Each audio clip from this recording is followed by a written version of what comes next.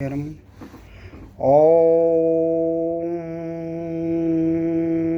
यं ब्रह्मा वरुणेन्द्ररुद्रमरुतः स्वन्ति दिव्यैस्तवै वेदैः साङ्गपदोक्रमोपनिषदे गायन्ति यं श्यामगा ध्यानावस्थितं तद्गतेन मनसा पश्यन्ति यं योगिनो यशान्तनविदुसुरासुरगणाय देवाय तस्मै नमः। सभी प्राणी मात्रों को 8वें विश्व योग दिवस के अवसर पर सत सत नमन।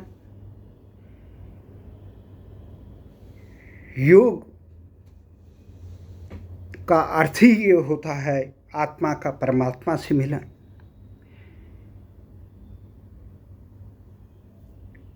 योग का शाब्दिक अर्थ ये माना जाता है कि आध्यात्मिक प्रक्रिया है जिससे शरीर, मन और आत्मा का एकाकार हो जाता है। सबसे पहले ऋग्वेद में इस चीज़ का उल्लेख आया, उसके बाद कठोपनिषद में, और पतंजलि, महर्षि पतंजलि जो योग के गुरु माने जाते हैं, उन्होंने इसके बारे में बेहद विस्तार से कहा। आज 2014 से आधुनिक समय में 21 जून 2014 को संयुक्त राष्ट्र संघ ने भारत के प्रधानमंत्री नरेंद्र मोदी के प्रस्ताव पर विश्व योग दिवस का शुभारंभ किया। संसार के तमाम 200 के करीब से अधिक देश इस योग दिवस को मनाते हैं। करोड़ों लोग इस चीज़ को मनाते हैं। शुरू में ये धार्मिक आधार पर लोगों ने ये सोचा कि ये हिंदुओं का ही है, इसलिए मुस्लिम और अन्य धर्मावलंबियों ने इसका विरोध किया। परंतु धीरे धीरे इसका जब विस्तार हुआ तो आज ये पता चला ये रोग से मुक्ति का है। तन और मन को ठीक रखने के लिए, विश्व कल्याण के लिए काम करता है। समग्रता के लिए, एकाकार मनो की दूषित मनोवृत्तियों को दूर करने के लिए काम करता है। तो जो इसमें हम पतंजलि जी के अष्टांग योग में जो महत्वपूर्ण चीज़ आया, ये योग के 8 नियम अंग बताए गए। यम नियम, आसन, प्राणायाम, प्रत्याहार, धारणा, ध्यान और समाधि। ये यम के भी कई रूप बताए गए कि अहिंसा होनी चाहिए। सारे जड़ चेतन को परमात्मा स्वरूप मानकर, उसका ही स्वरूप मानकर कोई बैर भाव सबसे मुक्त होना चाहिए। सत्यनिष्ठ होना चाहिए आदमी को। दूसरे चोरी, अस्तेज से ब्रह्मचर्य, अपरिग्रह का होगा। आवश्यक से अधिक चीज का संग्रह। संसार में आज ये देखा है अंधाधुंध संग्रह करने की प्रवृत्ति है।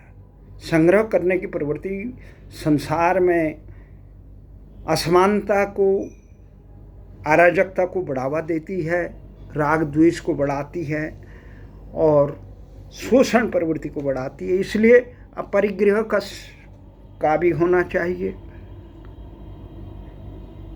तो और ब्रह्मचर्य तो बता ही दिया किस ढंग से। नियम में सोच, तन मन साफ होना चाहिए, संतोष होना चाहिए।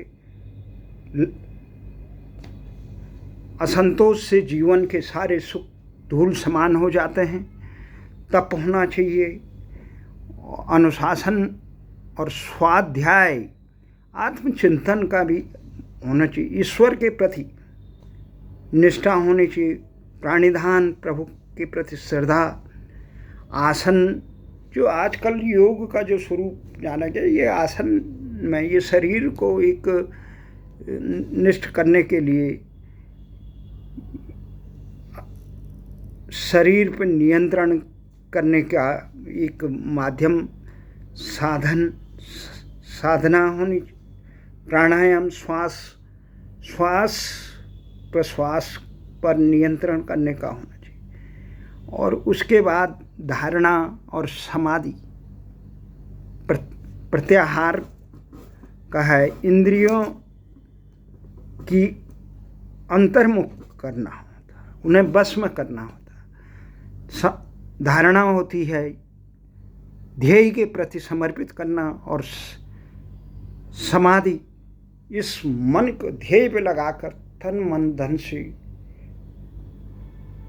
एकनिष्ठ हो जाना, उसमें समाधिस्थ होना। जो मुख्य तत्व आज योग दिवस मना रहे हैं संसार में, मैंने आज ट्वीट किया कि ये संसार में जिस प्रकार योग जो होता है, योग केवल आसन प्राणायाम तक सीमित नहीं, इसका मनुष्य को स्वयं को जानने की एक विधा है, शरीर का अपने आप को जानने की विधा है, आत्मा से आत्मा का परमात्मा, ये सकल सृष्टि के एकाकार करने का एक साधन योग है, जो एक अज्ञानता को दूर करने का है।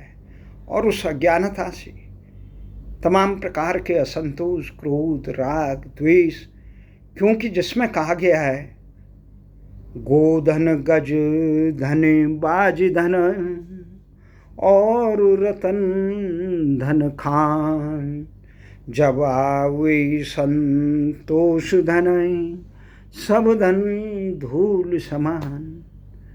इसके लिए हमने ये कहा है कि आज पूरा संसार जिस प्रकार से रोग शोक अज्ञानता और आपस में इस प्रकार के हिंसा से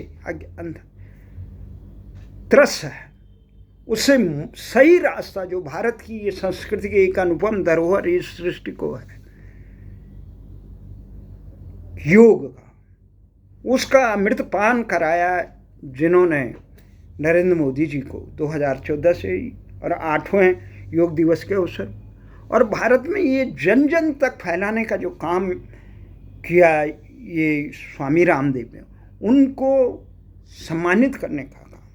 एक को नोबेल पुरस्कार मिलना चाहिए, उन्होंने पूरे विश्व में सम्मानित किया नरेंद्र मोदी को, और वही हमने नोबेल समिति से भी मांग की आज, और इसके साथ भारत सरकार से मांग की है कि स्वामी रामदेव को इसे भारत रत्न से सम्मानित किया था। उन्होंने देश के लोगों में व्यापक चेतना जागृत, उसी के बाद ही नरेंद्र मोदी जी ने ये काम किया।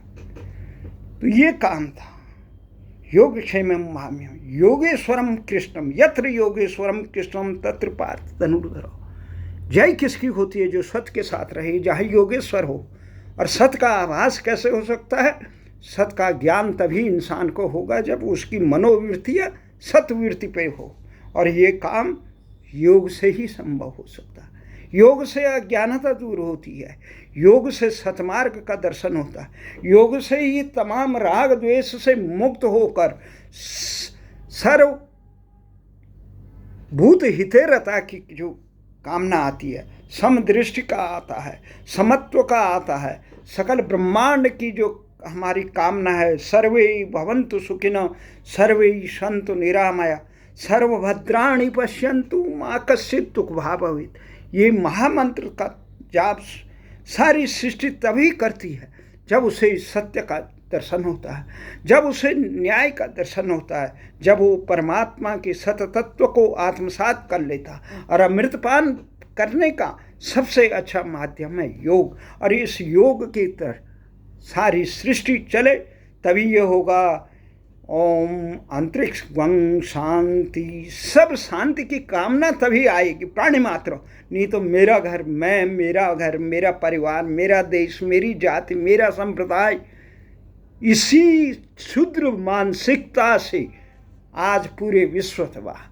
आज यूक्रेन में जो हो रहा है, आज ताइवान की तरफ जो हो रहा है, आज जो इस्लामिक आतंकवाद से पूरा विश्व त्रस्त है, जो पूरा इस प्रकार धर्मांतरण का खेल जो ईसाई जगत और मुस्लिम जगत सारे संसार को त्रास सहने के लिए कर रहा है, उससे मुक्ति का एकमात्र रास्ता ही योग है। और उस योग को आत्मसात करने के लिए तभी होगा जब भारतीय संस्कृति, भारतीय भाषाओं में भारतीय इतिहास को आत्मसात करने का काम करेगा। इस देश पे लगा हुआ जो अंग्रेजी का कलंक है, गुलामी का कलंक है, इंडिया का कलंक है, उससे मुक्ति पाने का जब काम करेगी भारत सरकार, तभी संसार में, क्योंकि आत्मबोध तब तक नहीं हो सकता जब अज्ञानता स्वार्थ के पर्दे पड़े रहते हैं। पर्दे इसीलिए पड़े रहते हैं क्योंकि वो सतमार्ग पे चलना नहीं सिखाया, किसी ने बताया नहीं भारतीय संस्कृति का क्या है। जो अब तक ये बता रहे थे भारतीय संस्कृति के लोग, भारतीय लोग जंगली हैं, भारत कोई देश नहीं था, उसका कोई इतिहास नहीं है। जब भारतीय संस्कृति का अमृतपान पूरे विश्व ने किया, सारे संसार में रामकृष्ण परमहंस के, विवेकानंद के, शंखनाथ से, उससे पहले भी अनादिकाल में पतंजलि योग से लेकर तमाम प्रकार के सिद्ध संतों ने, यज्ञ और हठि योगियों ने हमेशा दर्शन किए। यहाँ पे असंख्य इस प्रकार संत, कबीर से नानक से लेकर कितने असंख्य संत हुए जिन्होंने पूरे विश्व और मानव कल्याण के लिए अपने जीवन को समर्पित किया, जिन्होंने अन्याय के खिलाफ संघर्ष करने का आह्वान किया। इसलिए भारत के लिए एक महत्वपूर्ण ये दायित्व है संसार में कि जो वाजपेयी जी की कविताएं से मुझे याद आती है, भगवान राम के नाम पर कब मैंने अत्याचार किया, कब दुनिया को हिंदू करने के लिए घर घर में नरसंहार किया, कोई बता दे काबुल जा, कितनी हमने मस्जिद तोड़ी, भूभाग नहीं सत सत मानव के हृदय जीतने का प्रयास किया। भारतीय संस्कृति और जीवन का मुख्य आधार यही है। ये जो शिक्षा है धनार्जन का, ये संग्रह का, अपरिग्रह का, एक प्रकार से असंतोष और दुखों का आलय करने का जो पश्चिमी जगत की मैकाले की शिक्षा इस भारत में दी जा रही है, इसी के कारण यहाँ पे तमाम विश्वविद्यालय, सैकड़ों हजारों महाविद्यालय और विश्वविद्यालय और शिक्षा के संस्थान, इंजीनियर, डॉक्टर के होने के बाद यहाँ असंतोष, राग, द्वेष तमाम पड़ा हुआ है। इसलिए पड़ा हुआ है क्योंकि ये अज्ञानता की शिक्षा है, ये संग्रह करने की शिक्षा है, ये शोषण करने की शिक्षा है। अंग्रेजों ने जिस प्रकार पूरे विश्व को रोंदने का, लूटने का, खसोटने का काम किया, उसी के दूसरी तरफ भारत ने कभी तलवार के बल पर संसार के भूभाग को जीतने का काम नहीं किया, संसार को लूटने का काम नहीं किया, संसार को त्रास देने का काम नहीं किया। अभी तो सारे पीड़ित, शोषित संसार के लोगों को अपने यहाँ शरण देकर सबके कल्याण, सर्वे भवन्तु सुखिनः सर्वे सन्तु निरामया सर्वभद्राणि पश्यन्तु मा कश्चित् दुःख भाग् भवेत्। दुर्भाग्य की बात है कि आज़ादी के बाद, लंबे शताब्दियों के संघर्षों के बाद जो देश को एक मुक्ति मिली थी अंग्रेजों की गुलामी से, उसके बाद भारतीय शिक्षा और भारतीय संस्कृति को अगर मुक्त करने का काम किया जाता, देश के हुक्मरान करते, आज विश्व, पूरे संसार में विश्व गुरु होता। और संसार में जिस प्रकार का त्रास, 2 दिन का ये ड्रामा और इस प्रकार से लूट खसोट के लिए शोषण का साम्राज्य जो बना हुआ है, उससे मुक्ति मिलती। और हमारा यही है, यही कामना है या जो भगवान कृष्ण का संदेश है गीता में, कुरुक्षेत्र में दिया गया, सर्वे भवन्तु सुखिनः परित्राणाय साधूनां विनाशाय च दुष्कृतां धर्म संस्थापनार्थाय संभवामि युगे युगे। तो भगवान कृष्ण के मार्ग पर चल को विस्मरण करके हमारी इस ऐसी धूर्त सरकार आए जो कहते हैं कृष्ण और राम काल्पनिक चीज़ है, जो शिव और भारत की संस्कृति गंगा गंगा का उपवास उड़ाते हैं, जो भारतीय संस्कृति के प्रतीकों का उपेक्षा करते हैं, जिनका अपमान करने वाले आतताइयों को गुणगान करते हैं, उनको सम्मान, उनका इतिहास, छूटा इतिहास, देश की करोड़ों की संतति को पढ़ाकर पथभ्रष्ट करते हैं। ऐसे कारण में भारत आज जो पथभ्रष्ट हो चुका है, उसे मुक्ति का एक ही तरीका है कि भारतीय प्राचीन अमृतमयी संस्कृति, जो योग जैसे अमृतमयी कलश को लेकर इस सृष्टि के जीव मात्र की, हम प्राणी मात्र की बात नहीं करते, हम सकल सृष्टि के कल्याण की बात करते हैं। हम केवल संप्रदाय के कल्याण की बात नहीं करते, हम केवल एक देश या एक व्यक्ति या एक जातीय समूह की बात नहीं करते। हम कहते हैं इस अंतरिक्ष गंग शांति, सारे सृष्टि के कल्याण की कामना करते हैं। उस पावनता को, इस विचार को विचार ही नहीं आएगा, क्योंकि विचार आसुरिक प्रवृत्ति के लूट खसोट की शिक्षा जब बच्चों को विस्पान कराया जाएगा, जब लॉर्ड मैकाले की शिक्षा भारत के विश्वविद्यालयों में से देश के नौनिहालों के रगों में दी जाएगी, तो ये देश कल्याण के लिए नहीं, संग्रह के लिए होगा, संतोष के लिए होगा।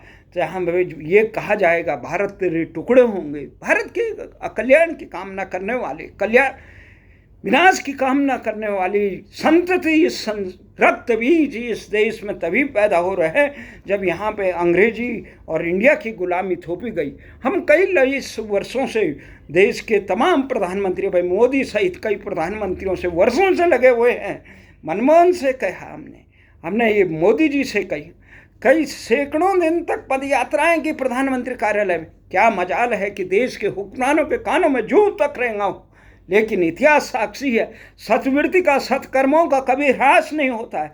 भगवान कृष्ण ने कहा, अनंत में हमारे संत साहित्य यही कहा कि चाहे विपदा कितनी भी आए, सत्कर्म का ह्रास नहीं होता है। आने वाले समय में ये जिस प्रकार से सूर्य के उदय होते ही तमाम अंधकार दूर हो जाता है, उसी प्रकार भारत की इस ज्ञानमयी संस्कृति के उदय से ही तमाम इस प्रकार के विकार दूर होंगे और देश धीरे धीरे सने सने उस रास्ते की तरफ बढ़ रहा है।